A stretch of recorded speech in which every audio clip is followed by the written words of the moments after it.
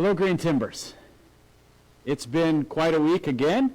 I'm here in our worship studio, getting ready for tomorrow. Now, that's something that I thought I would never say. I never thought that I would be talking about having a worship studio, but at this point, that's kind of what we've set up here. We've got the keyboard and mics ready for Johnny and Shelley. We have the other microphones ready for those who are leading us through our prayers.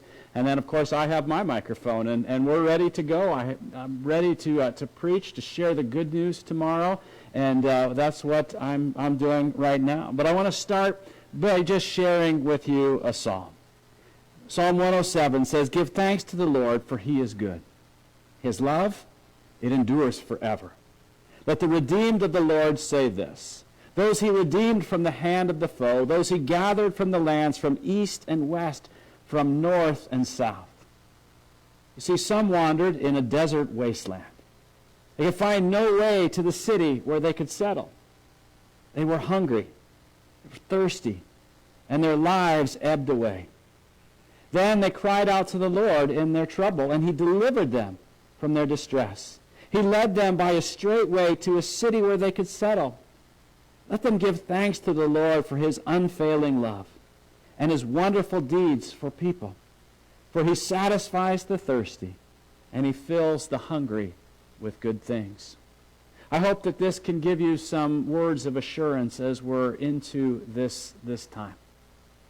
I know this morning I was reading a devotional. Actually, it was a devotional that I had written, because that's the day that my writing showed up with our conference devotional. And it was a strange thing to read, because when I had written this back in January, I talked about how tomorrow our churches would be full of kids running around, waving palm branches, shouting out Hosanna, celebrating Palm Sunday.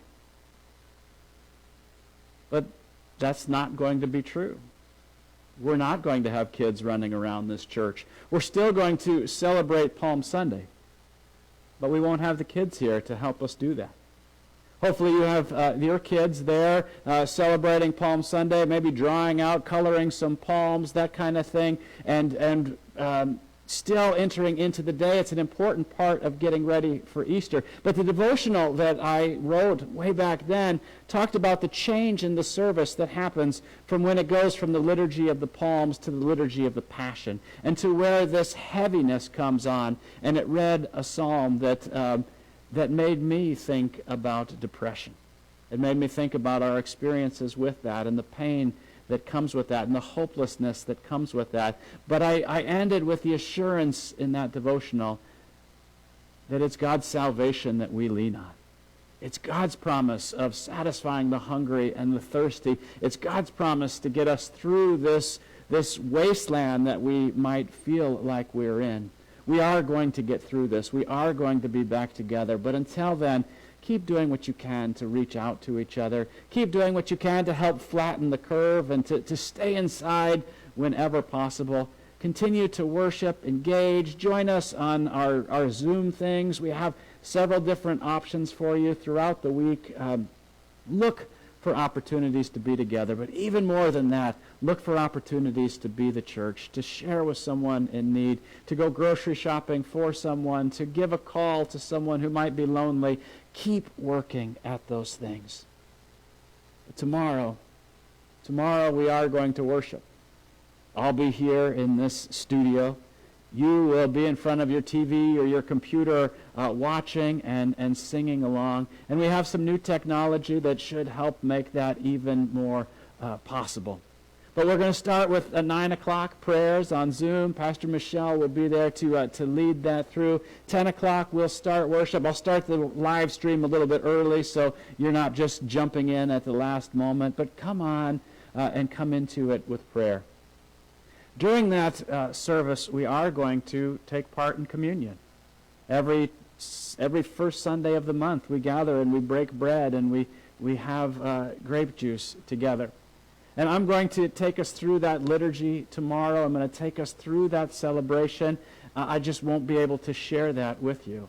And so if you want to have some elements prepared on your own that you can take and we can bless together from here, that's fine. If you just want to honor the old tradition of the priest taking on behalf of the people who can't gather, that's fine too. But what's important is to enter into the story of Jesus and the story of his passion and the story of his death and his resurrection that we continue to celebrate, because we keep moving through that. So if you want to get some bread and some juice or some water or whatever it is that can symbolize that that bread and that body and that blood for you, do that. If you just want to quietly listen to the liturgy and enter into the story that way, that's fine too. We'll have our coffee time afterwards, even though it's First Sunday. We'll still have that coffee time together. And then at 7, we'll have some more conversation about the sermon and how that is working in our lives. And we'll be talking about more generosity. And so I'm looking forward to that. I'm looking forward to sharing that with you. But I want to close with some words that come from our covenant tradition. Again, it comes from our covenant hymnal, and it's a song that many of you are probably familiar with. And so I'm just going to go ahead and read this for you now. It says, "Day by day, and with each passing moment, strength I find to meet my trials here.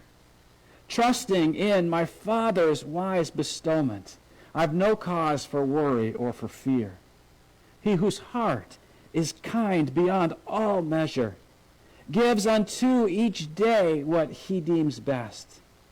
Lovingly, it's part of pain and pleasure, mingling toil with peace and rest. Every day the Lord himself is near me, with a special mercy for each hour. All my cares he fain would bear and cheer me, he whose name is Counselor and Power. The protection of his child and treasure is a charge that on himself he laid.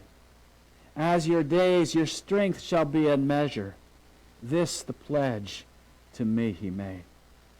Help me then in every tribulation, so to trust your promises, O Lord, that I lose not faith's sweet consolation, offered me within your holy word. Help me, Lord, when toil and trouble meeting, ere to take as from a father's hand, one by one the days, the moments fleeting, till I reach the promised land.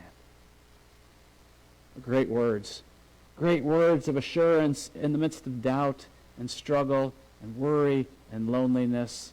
God is with us. God is there in your house. God will be in this place tomorrow. God will be everywhere filling that. And so may the good news that you hear tomorrow, may the promises that you've just heard today, may they give you comfort and hope. And may you feel God's love holding you in this time. And I'll see you guys soon.